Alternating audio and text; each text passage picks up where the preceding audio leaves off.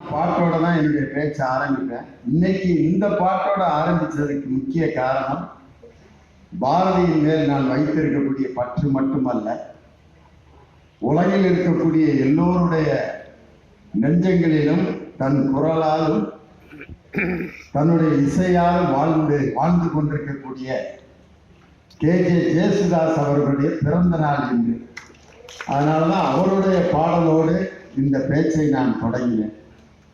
பாட்டுங்கிறது நம்ம எல்லாருக்கும் ரொம்ப பிடிக்கும். இந்த சென்னை புத்தக திருவிழா 47வது புத்தக காட்சி, புத்தக திருவிழா. எத்தனையோ திருவிழாக்கள் நம்ம ஊர்ல நம்ம பார்த்துருக்கோம். பொங்கல் திருவிழா, தீபாவளி திருவிழா, பிறந்த நாள் திருவிழா, ஜல்லிக்கட்டு திருவிழா. ஒவ்வொரு திருவிழாவுக்கும் ஒரு காரணம் இருக்கு, ஒரு நோக்கம் இருக்கு, கொண்டாடக்கூடிய முறை இருக்கு. ஆனால் சென்ற 2 ஆண்டுகளுக்கு முன்புதான் இந்த புதிய திருவிழா என்று தொடங்கியது. புத்தக கண்காட்சி என்பதை புத்தக திருவிழாவாக மாற்றி தமிழ்நாட்டில் உள்ள அனைத்து மாவட்டங்களிலும் புத்தக திருவிழாக்களை நடத்த அரசு ஆணை பிறப்பித்த தமிழக முதல்வர் தளபதி ஸ்டாலின் அவர்களுக்கு முதல்ல இந்த புத்தக திருவிழாவில் வாசகர்கள் மூலம் அவருக்கு நன்றி சொல்ல கடமைப்பட்டிருக்கிறேன். ஒவ்வொரு மாவட்டத்திலையும் நடக்குது புத்தக திருவிழா. இந்த சென்னை புத்தக திருவிழாவினுடைய இந்த பப்பாசி இயக்கத்தினுடைய தலைவர், கவிதா பப்ளிகேஷன் அதனுடைய தலைவர் மரியாதைக்குரிய ஐயா சேது சொக்கலிங்கம் அவர்களுக்கும், அவருடைய செயலாளராக பணியாற்றி கொண்டிருக்கக்கூடிய நாதம் கீதம் புக்ஸ் என்ற நிறுவனத்தை நடத்தி கொண்டிருக்கக்கூடிய அருமை சகோதரர் எஸ்.கே. முருகன் அவர்களுக்கும், இன்றைய அமர்விற்கு வரவேற்புரை ஆற்றிய அன்பு சகோதரர் விஷ்ணு பிரசாத் அவர்களுக்கும், நன்றி உரையாற்ற காத்திருக்கின்ற ராம்குமார் அவர்களுக்கும் என்னுடைய வணக்கத்தை சொல்லி, ஒரு புத்தக திருவிழாவிலே பேசுவது என்பது மற்ற எத்தனையோ மேடைகளில் நாங்கள் பேசியிருக்கோம். நம்ம டாக்டர் அவர்கள் சொன்னது மாதிரி இந்த மேடை என்பது எல்லோருக்கும் கிடைக்கக்கூடிய மேடை அல்ல. பல சிந்தனையாளர்கள், படிப்பாளிகள், பல புத்தகங்களை படிப்பவர்கள், படித்து கொண்டிருப்பவர்கள், பல எழுத்தாளர்களுக்கு ரசிகர்களாக இருப்பவர்கள் எல்லோரும் கலந்த ஒரு இடம்தான் இந்த புத்தக திருவிழாவில் வருகின்ற ரசிகர்கள். அதனால எந்த மேடையிலையும் போகும்போது இல்லாத ஒரு நடுக்கமும் மயக்கமும் தயக்கமும் இந்த புத்தக திருவிழா மேடைக்கு வந்தோன்னே எனக்கு வந்துருக்கு. காரணம், எல்லா இடத்துலையும் ஓட்டுற மாதிரி இங்கே ஓட்ட முடியாது. காரணம், நீங்கள் பலருடைய பேச்சை நாடி பிடித்து பார்க்கின்ற டாக்டர்களை போன்றவர்கள். எனக்கு முன்னால் மிக அருமையாக பேசிய நம்ம மருத்துவர் சிவராமன் அவருடைய பேச்சுக்கு உண்மையிலே நான் ரசிகன். நான் மட்டுமல்ல, மிகப்பெரிய ரசிகர்கள் பட்டாளத்தை பெற்றிருக்கக்கூடிய ஒரு டாக்டர். டாக்டர்னால பெரும்பாலும் பேச மாட்டாங்க. பேசாம இருக்கவர் தான் ரொம்ப இன்டெலிஜென்டான டாக்டர் அப்படின்னு ஒரு கருத்து இருக்கு. இன்னைக்கு எங்க ஊர்ல ஒரு கார்டியாலஜி டாக்டர் இருந்தார். நோயாளி வந்து புலம்பி தள்ளலாம், முகத்துல எந்த ரியாக்ஷனும் காட்ட மாட்டார்.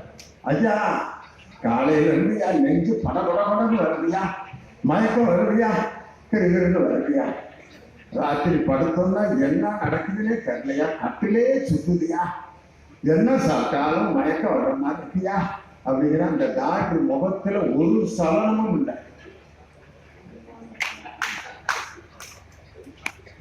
ஒரு பேப்பர் எடுத்தாரு, வரிசையா மாத்திரை எல்லாம் எழுதிட்டு திருப்பிட்டே கையில ஒண்ணுமே பேசல கொடுத்து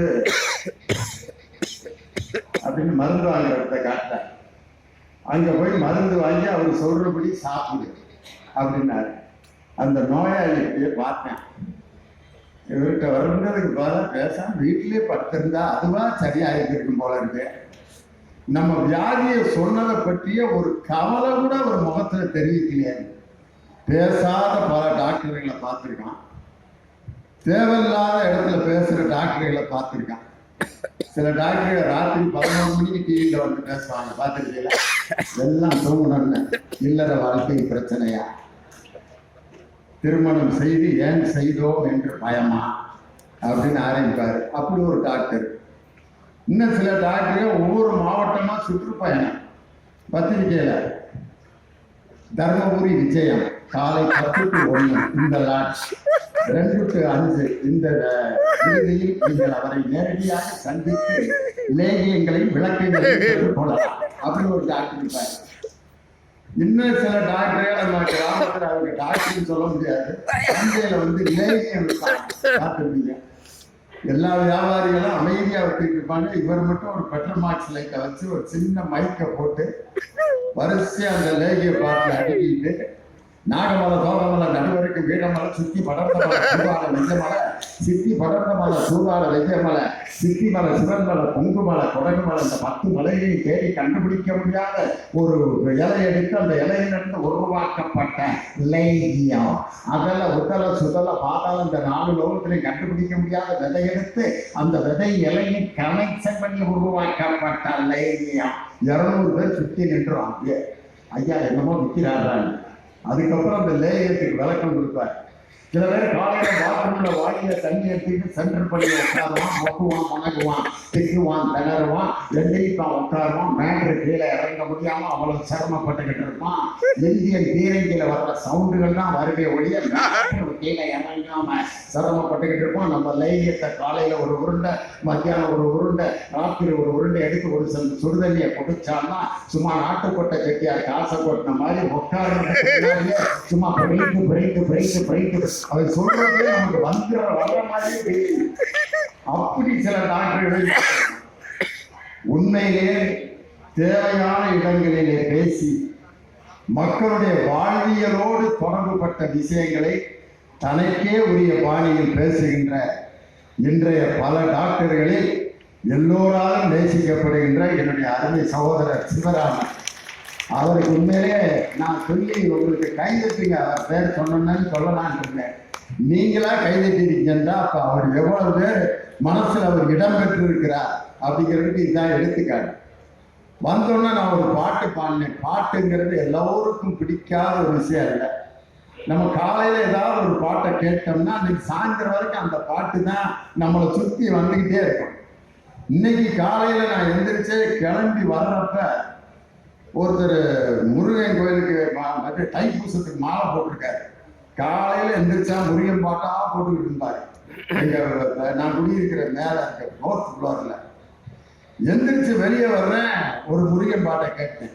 அழகின்ற சொல்லுக்கு முருகா உந்தன் அருளன்றி உலகிலே பொருளேது முருகா, அழகின்ற சொல்லுக்கு முருகா சுடராக வந்தவே முருகா, கொடும் சூரனை போரிலே வென்றவே முருகா, கனிக்காக மனம் நொந்த முருகா, ஞான பழத்திற்கு பழமான செல்வமே முருகா, அழகின்ற சொல்லிக்கு முருகா.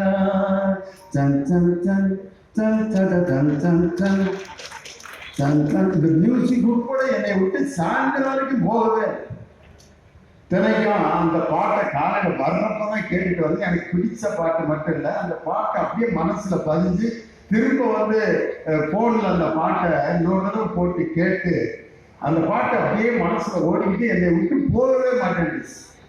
பாட்டுங்கிறது அப்படின்னா காலையில கேட்டோம்னா நம்மளை விட்டு பிரிஞ்சு போகவே போகாது. இன்னொரு இடத்துல பார்த்தீங்கன்னா முன்னால வெறும் வயசானவங்களா உட்காந்துருந்தாங்க ஒரு ஆடியன்ஸ். ஒருத்தர் கூட 2K கிட்ஸோ 90 கிட்ஸோ ஒரு 40 வயசு மேல, எல்லாமே 60 50 அந்த ரேஞ்ச்.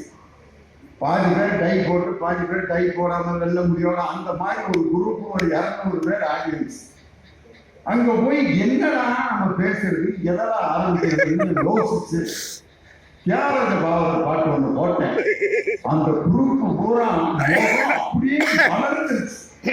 தியாகராஜ பாகவதர் பாட்டுல எந்த பாட்டு பாடினேன்னா, மனமே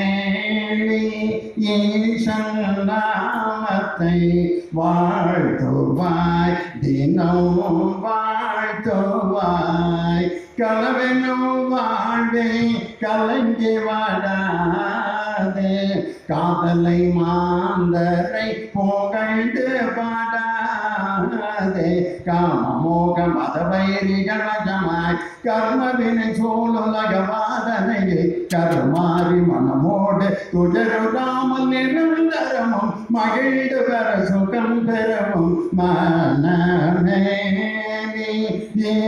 ஈசாராமத்தை வாழ்த்துவாய் தினம் வாழ்த்துவாய்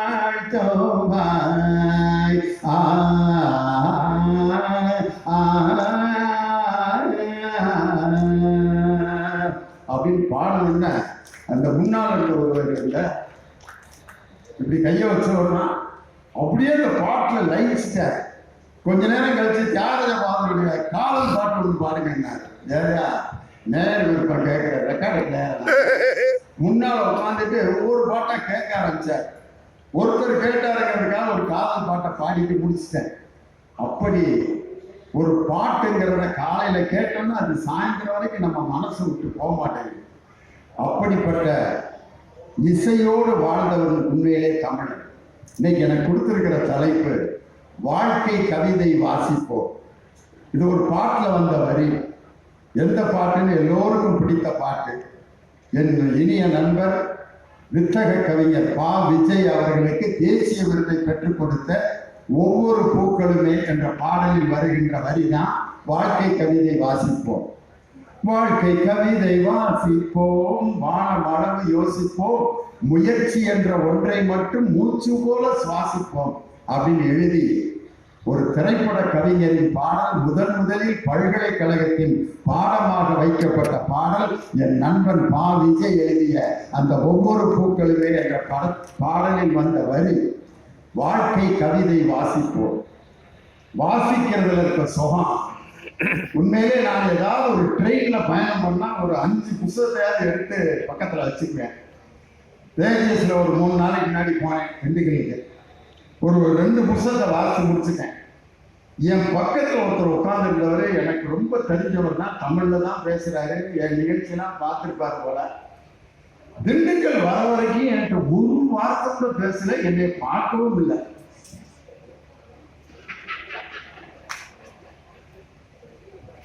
நான் படிக்கிற புத்தகத்தை ஒருத்தர பார்க்கிறாரு. அவர் என்னை பார்க்கிறப்ப எனக்கு எப்படி இருந்துச்சுன்னா, இவெல்லாம் ஒரு ஆளு பொழைக்க தெரியாம 3 புத்தகத்தை உட்காந்து படிச்சுட்டு இருக்காங்க. அவரு கொண்டு வந்த பையில என்னென்ன வச்சிருந்தாருன்னா சீடை, தட்டை, காலையில் 6 மணிக்கு பெலாச்சோளம் வாங்கிட்டு வந்திருக்காங்க.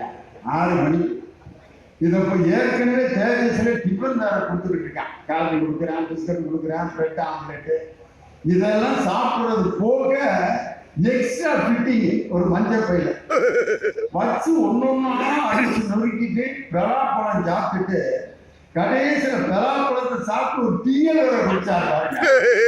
அப்பதான் பார்த்தேன், மனுஷனாயா நீயே, உன்னைய மாதிரி ஆளுக்காயா சிவராமன் டாக்டர் அவசியம் தேவை. 6ல இருந்து 10:30 மணிக்குள்ள இவ்வளவு மேட்டரை தின்னு முடிச்சிருக்காரு. நான் படிச்சுக்கிட்டு இருக்கேன், அவர் சாப்பிட்டுக்கிட்டு இருக்காரு. அது மாதிரி அந்த தேஜஸ்ல ஒவ்வொரு பயணியையும் நான் அப்படியே ஒரு வாசிப்பு விட்டேன். ஒரு அம்மா வீடியோ காலில் போட்டு குடும்பம் முழுதும் பேசிட்டு வருது. வீடியோ காலில் சொல்லு, படிக்க சொன்னா காலையில இருந்து ஏன் படிக்கல, ரைன் போக சொல்லிக்காட்டு அப்படி பக்கத்துல உட்காந்து குடும்பத்துக்கே இன்ஸ்ட்ரக்ஷன் கொடுத்துட்டு அவங்க வீட்டுக்காரிய ஐடி அப்படிங்கிறாரு.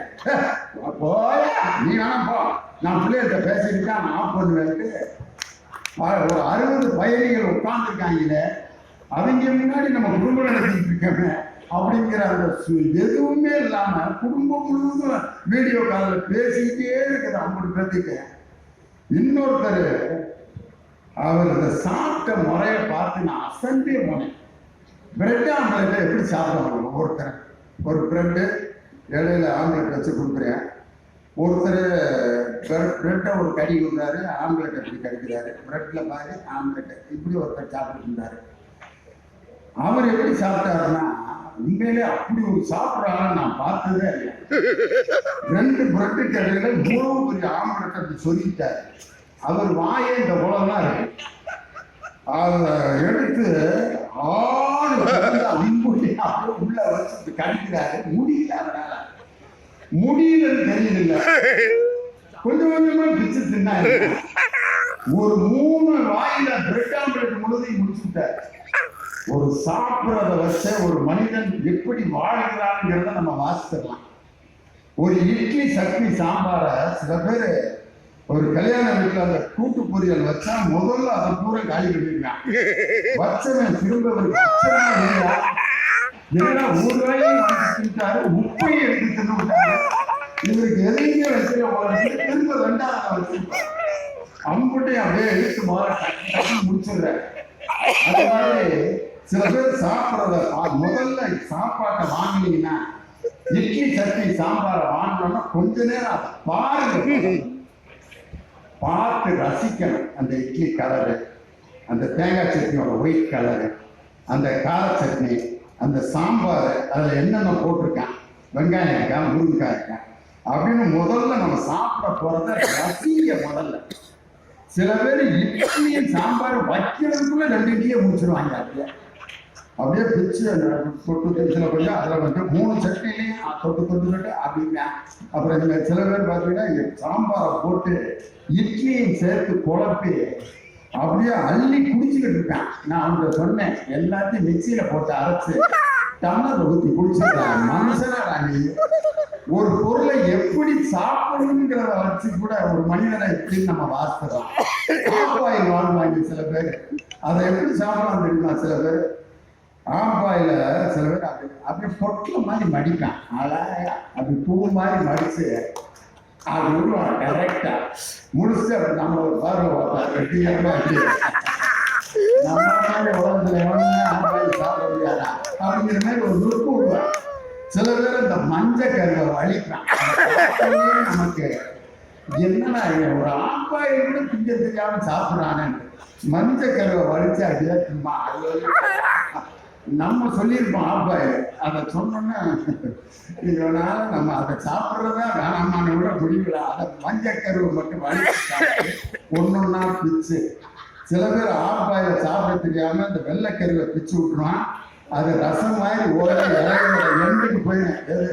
மஞ்சள் கருவோட அந்த லிக்விடு அதை திரும்ப அங்கிருந்து வலிச்சு இங்க கூட்டிட்டு வந்து பக்கத்துல இருக்கிற சாப்பிட விடாம கொடுமைப்படுத்தி ஒரு சாப்பிட்றத வச்ச ஒரு மனிதன் எப்படி வாழ்ந்து கொண்டிருக்கிறார் அப்படிங்கிறத நம்ம கணிச்சது.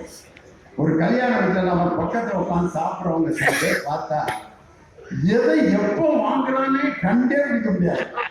சாம்பார்ல இருந்து மோதல போயிட்டு திருப்பி சாம்பார் கேட்கிறான். அந்த பரிமாறவன் டேய் எதை எப்பதான்டா கேட்பானு.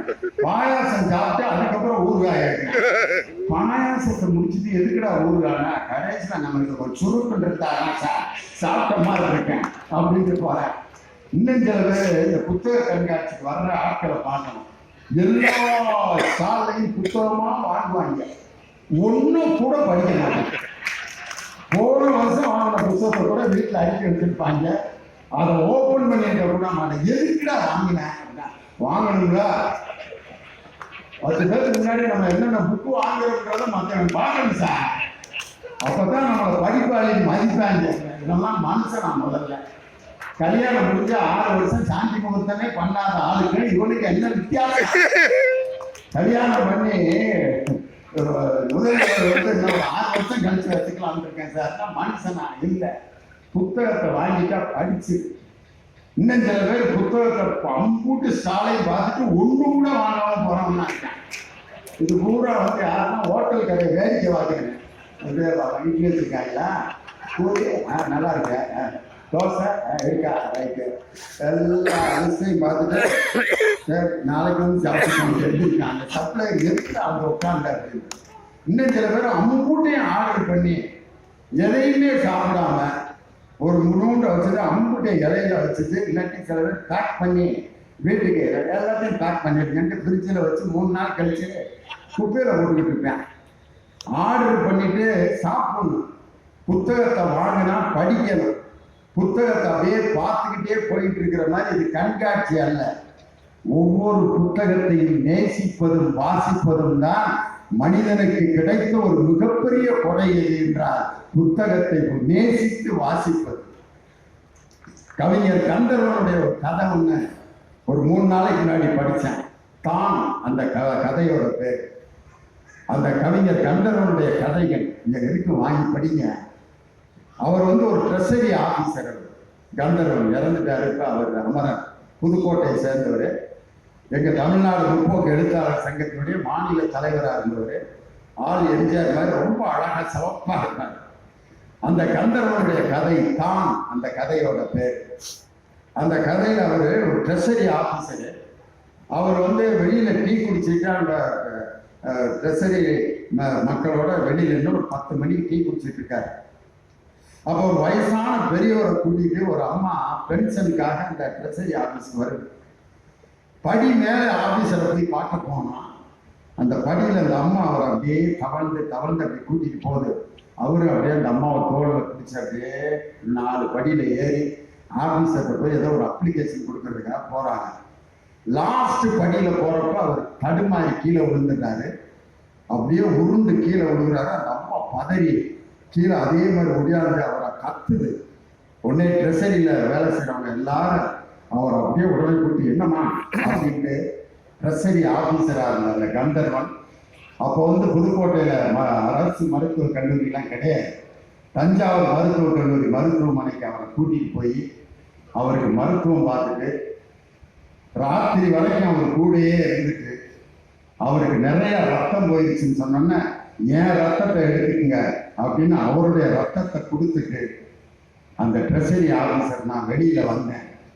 ரத்தம் கொடுத்துட்டு ரொம்ப சோர்வா நான் வெளியில வந்தேன். ராத்திரி ஒரு 10 மணி இருக்கான். சாத்துக்குடி விற்கிற கடை பக்கத்துல ஒருத்தன் அழுக்கு வேட்டியை பொத்தி தூங்கிட்டு இருந்தான். அவனை எழுப்பி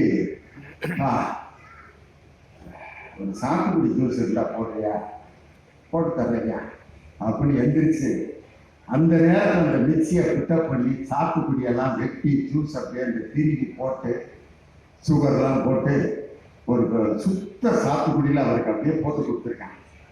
கொடுத்துட்டானே அவர் முகத்தை பார்த்துட்டு கேட்டிருக்கான், ரத்தம் குடியா சாமி அப்படின்னு கேட்டிருக்கேன். ஆமையா, ஒரு பெரிய ஒரு சோமலாம் போயிட்டாரு, அவருக்கு ரத்தம் கொடுத்தேன். அப்படியா, இந்த ஜூஸ் எவ்வளவுன்னு கேட்டாருக்கு. அவன் சொன்னான், ஒரு வேட்டியை போத்திட்டு படுத்துட்டு இருந்த ஒரு ஏழை அந்த கடை வச்சிருக்கேன், ரத்தம் கொடுக்குறவர்கள்ட்ட நான் காசு வாங்குறது இல்லை. ஏதோ நம்மளாம் பெரிய ஒரு நோயாளிக்கு உதவி செஞ்சுட்டாங்கிற தாங்கிற அகம்பாவத்தோட நான் வந்தேன். ஆனால் ரோட்ல அந்த அழுக்கு வேட்டியை பொத்தி படுத்திருந்தவனுடைய மனதில் இருந்த மனித நேயம், என் தான் என்ற அகங்காரத்தை சுட்டு எரித்தது எழுதியிருக்காரு கவிஞர் கந்தர்வன். இப்படிப்பட்ட புத்தகங்களை நம்ம படிக்கணும். இந்தியா ஏமாற்றப்படுகிறதுன்னு ஒரு புத்தகம் படித்தேன். ஐயா வந்து சொன்ன அந்த விஷயம் அதில் இருக்கு. நம்ம சிவராமன் சார் சொன்ன விஷயம், ஒரு மருத்துவத்துறை சம்பந்தம்